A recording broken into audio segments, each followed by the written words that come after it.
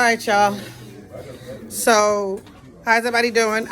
For those who don't know me, I am Denise Camille. I am the urban love therapist, couples counselor, emotional intelligence practitioner. I come into the barbershops every Saturday.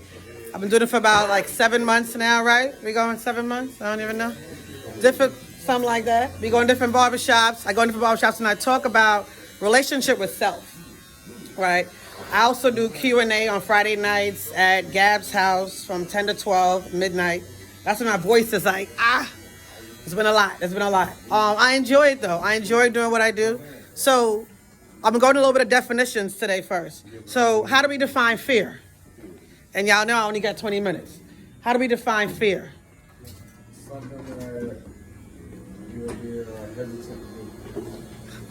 Okay. Define fear.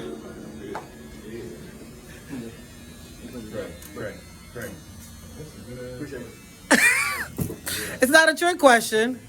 Because it's like I got so many opinions that George is scared. So you say you scared. False evidence appearing real. Thank you. Okay. That's what I was going with. So fear is false evidence appearing real, right? So anything that you assimilate in your mind to happen before it actually happens, that's a fear, right? So what would you define as a great man? Anybody? What would you define, or how would you define a great man? A great man? I would say based on the value. Of what? That he contributes? No, the value. Oh. It's too early. What he does, how he's recognized by his community. Okay, so from others, he's only great because of others. Yeah. So is a woman not great because of who she is, besides what she does to everybody else? That's what you do. You recognize by the fruit of your labor. Okay. So is a man not great when he's not recognized by the fruits of his labor? He can be in his mind. Okay. But you can't call yourself great. You can call yourself great, but you're only great when you're recognized by other people as great. So you're saying you can't call yourself great. Can you say that you're proud of yourself? You can say you're proud of yourself. You Okay. Pride. So is pride not equatable to being great? Like if you're saying I'm great. No, greatness and pride are two different things. That's two different things. Yeah. Okay. So one of the comments I heard last night was a great man's worst fear is telling his mate, "Baby, I don't got it." Yeah.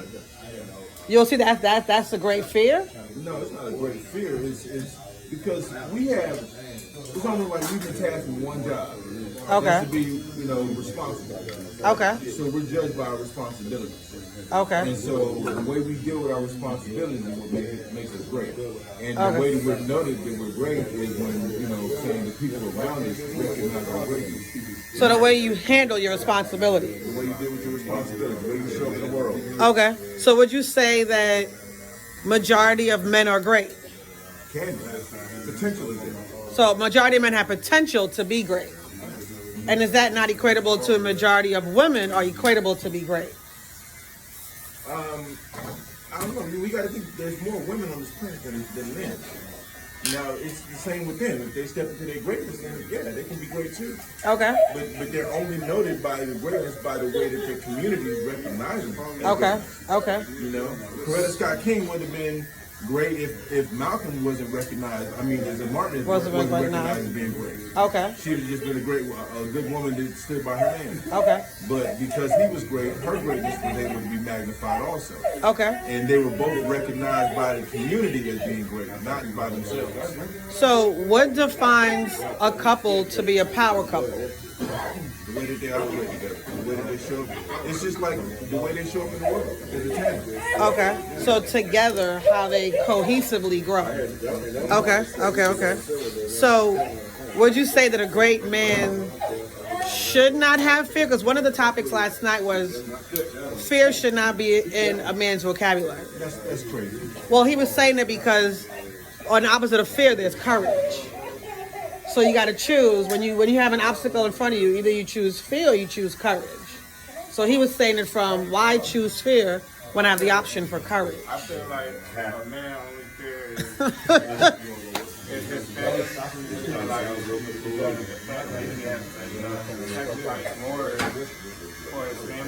Okay. So the sacrifice of a man's purpose is what he gives out. Yeah, what he gives out. Say for instance, like say they say like a man is the head of the snake, right? Right. So the head of the snake lose the food or his money, and the rest of the snake they're gonna be trying to figure out what to do. The brain is thinking. Okay. So the topic last week was that what is dominance without sex and money? And we had a lot of answers because most people think that Without sex and money is like a man that can build, a man that can fix things, a man that can, you know, do stuff around the house. I mean, a man that could do. a man that can do. Okay. Not just, oh, I can pay for that. Right. So I've heard somebody say there are two types of men in the world: the ones that can do and the ones that can pay to do. The ones that can do and the ones that can pay to do. Those are the two types of men. If you want to break it down from that way.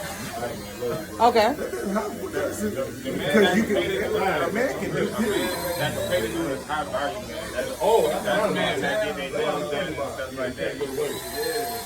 It's also man out there that can pay to do it. And right, like he was saying, a man could do regardless, right? So, but then you have the men that have said, I would rather pay to do than spend time doing. Well, that's just somebody who recognizes the value of their time. Okay. So, and going back to the high value, I don't identify males or females as high value because honestly, everybody's high value. It's what you assess as valuable, right? So, what is high value when you have things that most people don't have? What is high value when you have things that most people? Because people are assessing high value based off of what? Finance, right? And tangible things, Okay. right? So what is a high value? What is defined as high value when you have things that most people don't have? I mean, everybody has the potential to get it. You know what I'm saying? But, you know, high value is somebody that recognizes their worth and goes, puts into action what it takes to acquire great worth. Okay, You know, okay. great worth is to put that worth into action. Like, I may know my worth, Right. but what makes me a high value man is the way I show up because Your character Right. and your integrity. Right. Okay. So do you say, as you said you're a high value man, do you hold true to your integrity when you have women that are attracting themselves to you, but they're not matching you in value? A woman shows it because of what she believes you have or possess Okay. as your character. Like your character is going to personify everything. So Right. it's going to show it based off of what you're showing. Okay. Now, as far as the high value part, to me, high value is just another term that they put out there for us to jump to. Right, Just it's another trending just word. Where you got high value, just like you got toxic masculinity. Right. These are just terms. Right. You know, so they The use labels. to keep us jumping Right. through hoops. And Right, because we want to be distracted. Yeah. Okay. High value is the way you think about yourself, the way you move, and the way you think about yourself. Right, which is confidence, right? That's all comes. So would you say a high value man has fear? A confident man has fear. It's how you deal with that. Okay. I mean, everybody has fear. If you don't have fear, you're not a human. Right, because you have those emotions. Yeah, well, fear is necessary. It's a part of survival. Right. You know, you don't just walk out the street because you know that there's a fear, a natural fear that can make you hit by a car or something. That's just natural. Okay, So okay. It keeps you, but when the how you deal with your fear, you know what I'm saying? One person can deal with his fear by waiting to make sure that the cars ain't coming and then Right. walk across. The other person cannot deal with their fear And just stand there walk watch. through. No, just watch. Oh. And not even make a move. Because Okay. they're paralyzed by fear. Okay, that's true. I was thinking of one of my daughters. She has a fear of escalators. Okay. So she gets to the top and she's like, oh, and I'm like, you're not gonna die. Right. It's not gonna catch you. I'm right here next to you. But she's like, but what if? And her fears are, like you say, taking the best of her, so she won't get on the escalator. So I have to like kind of, What do they call it? The paralysis of analysis. right. So she shuts down, right. So, and I think because there was a situation at one time where I think her shoelace got stuck. So of course that was triggered by a traumatic situation. She's like, I don't want to do escalators. So it's her having to face that fear of like, it's not going to happen again. Yeah. And if it does, now you know what not to do. Because that is scary. You know, I had a question the other day. Huh? I said, I'm afraid of heights.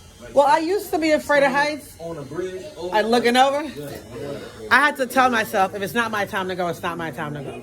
And that's how I conquered my height fear. Yeah. Even when I used to get on planes, I'm like, if I'm not going to die today, this ain't Final Destination 9, it's not my time to go. So I had to like face fear head on, like, if it ain't right, it ain't right. Okay. So, you know, it's just having to know what that looks like when you're facing fears. But, you know, it's like I said. I'll go on this side. Yeah, that's it. With fear, you know, it is one of those things where, you know, like I said, how you define your character is based off of how you deal with your fears. Right. You know what I mean?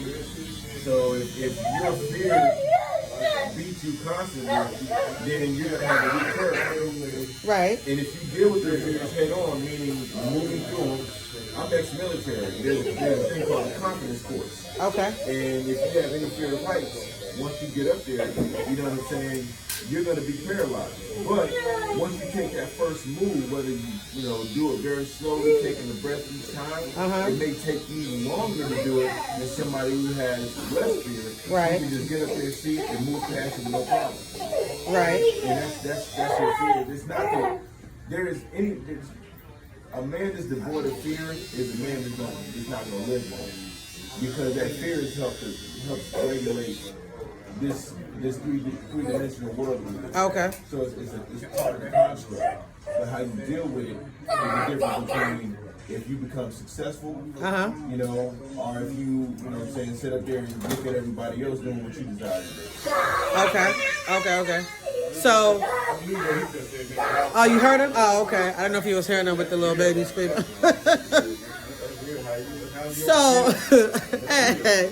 So, in regards to that, so y'all would say that. But okay, I guess having to, like he said, go slowly and breathe through it. Never go nowhere in life. Okay, so would you say procrastination is a requirement or a necessity in dealing with fear? No, procrastination is a result of fear. Is a result of fear. Okay. Because he was saying, like Ricky was saying, you know, I'm not going to do it. That's where the fear would get you from procrastinating, right? So even when, I can talk about the example of me starting coming to the barbershop. It was actually a joke with the dating app owner that I work with, the founder, because she was stating that men love to hear what women have to say. And I was like, no, that's not true. Women love to hear what men have to say because, again, at the end of the day, y'all are still the leaders. But two things can be true. What's that?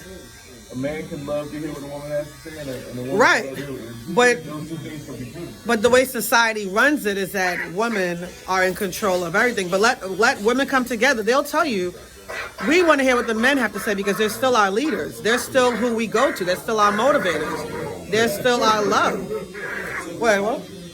Oh. They're still who we go to. We need each other. Yeah. So like you're saying, I agree with you when you say it could be two things could be true. Yeah, it's always interesting when women actually listen to what men are saying because then they have to realize their truth. They have to realize what's really going on. You know what I'm saying? So once they see that, they can grow from there. You know? Okay.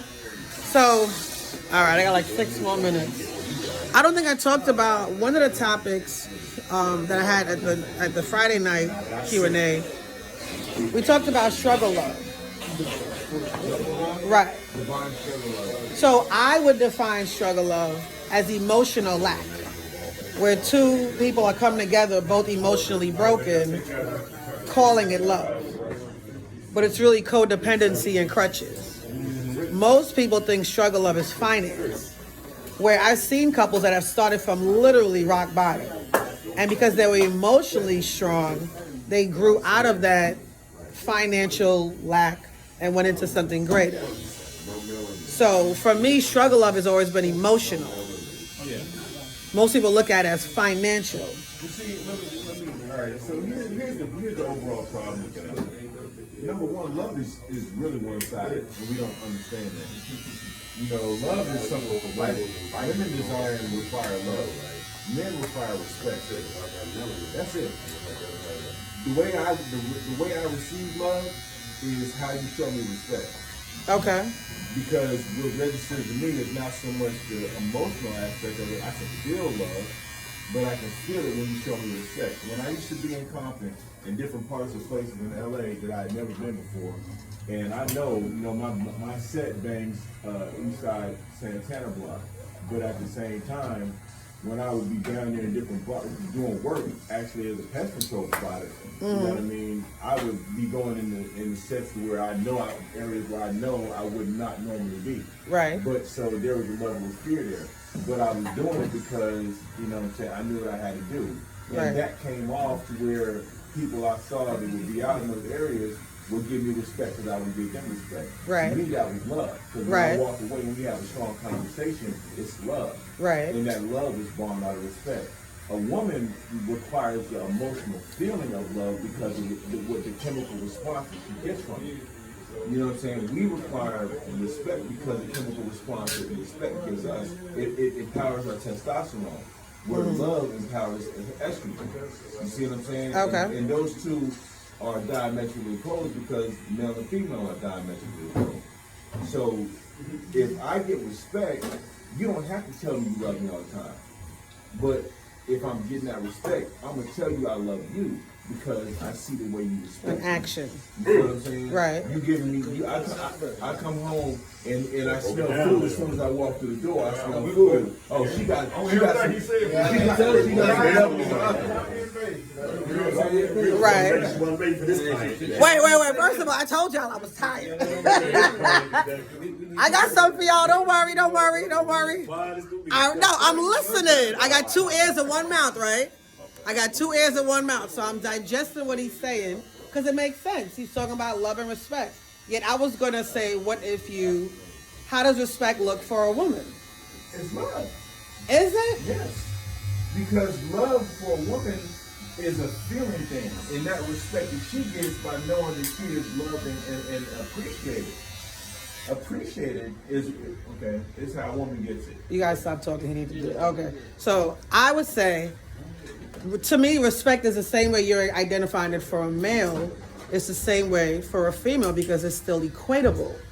Because respect is still, let's say you're having a conversation with a man and you have 2 different types of men. I can say 2 examples. You have the one where the dynamic of the conversation is on fluff. You're talking about superficial. You're not really going anything deeper. You're not even approaching my mind, my intelligence, right? You have another angle of another man who's, let's get into deeper conversation. Let's talk about, the mindset. Let's talk about kinesiology. Let's talk about, psychological, how things work in the universe. Something like that, right? Most of them love science and math, right?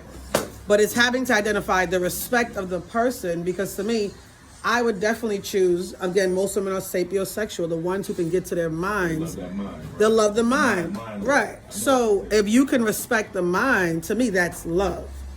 You see what I'm saying? So to me, it's the same logical concept of respect. I can agree with you on that in the aspect of where... Oh, he could agree? We can do the same thing. We can do the same thing. The reason why, what I'm talking about is how it's received. Right. And what you're talking about is the action of. So right. The action of is, yes, I can open the door for you, you know what I'm saying? And when you get in the car, one thing my wife used to do for me is when I'd open the door for her, she'd get in the car, and she would lean across and open unlock the door for you, right? Because it's a 2, right? So that's. But see, then after a while, when I would open the door for her, she don't lean over and get that because for her, she's doing that how she feels about it. So her emotions, how it's supposed to be, right? So I'm doing that responsibility. But if she's not feeling me that day, she's not going to lean over and unlock my door. See, for a man, we do it regardless of. For her, if she feels it. So let me ask you. Tell him, my brother. Tell him. You know what?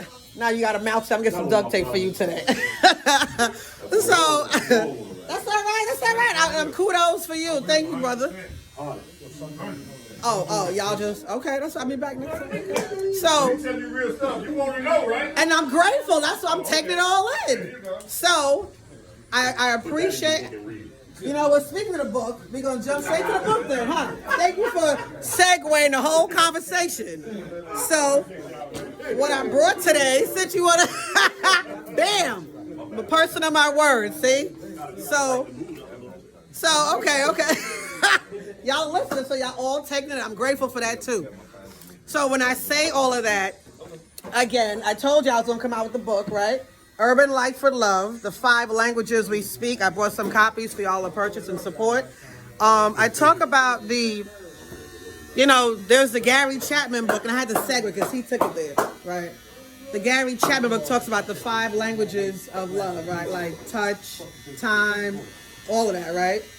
So those are concepts where society says those are our ways of love. And in reality, those are and when you look at it, those are the ways that we're supposed to be, those are the ways that we're supposed to be loving ourselves, giving ourselves time, giving ourselves affirmation, those things. In being a counselor for over 8 years, I can see that we weren't taught those love languages. We were taught the other ones. It wasn't the best ones, right? So in the book, it talks about, the addiction, the trauma, the emotional withdrawal, the abandonment, the things that we grew up as love, because that's what we kind of went to as adults. And in between each chapter, I have questions where you're doing your own therapy work. So I would say for those who are unable to or choosing not to go to therapy, the book becomes your own safe space for therapy. So that's why the book is It in. becomes self-therapy, basically. Self-awareness, yes. So that's where the book came from, and I was telling the brothers it was coming. They know I'm a person of my word. I'm not a talker. I'm not a So bullshit. far. Oh, wait a minute. You're missing one thing. What's the one thing? See, okay. The way my nights and my mornings is set up. No, we're going to say the camera right now. I'm not about to bring no food in the morning to sell because I'm at another Q&A the night before, and I don't come back till like 1, 2 o'clock in the morning, and to come here to go to various barbershops and still find time for my family. Before 11 o'clock, sir. Yeah, says the man, he don't do what I do. So either way, so y'all support the book. It is a dub. So for every one of y'all, like I said, it's a safe space for wanting to self-aware, build yourself up, and support who you are in learning why the value of what you attract, why you attract, when you attract. Okay, I appreciate it. Any questions as you want to run his mouth over here? Yes. Thank you. So, what? Read it tonight. Urban Life of Love. He said it what? What'd you say? It ain't no pamphlet. Listen, you got the word of truth in there. Stop playing with me, yo. You really trying to come for me. Say, you lucky I'm tired. I know. It is support. You do. And I'm going to need a review because I want it to hear it from the Gemini's perspective. Oh, God. Hey, don't you got a book? No, I said, wait, who's the Gemini? You the Capricorn. What's, that's just his name. But who's the Gemini in here?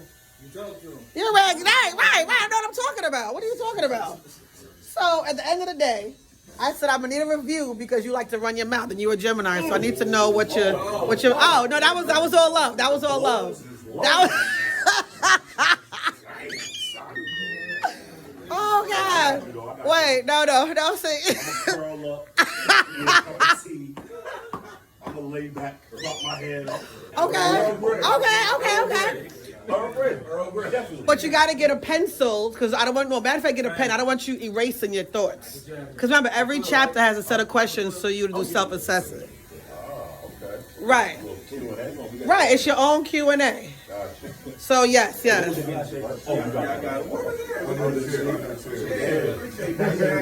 knew I brought him in, but I started feeling like, what the hell? Let me in the car.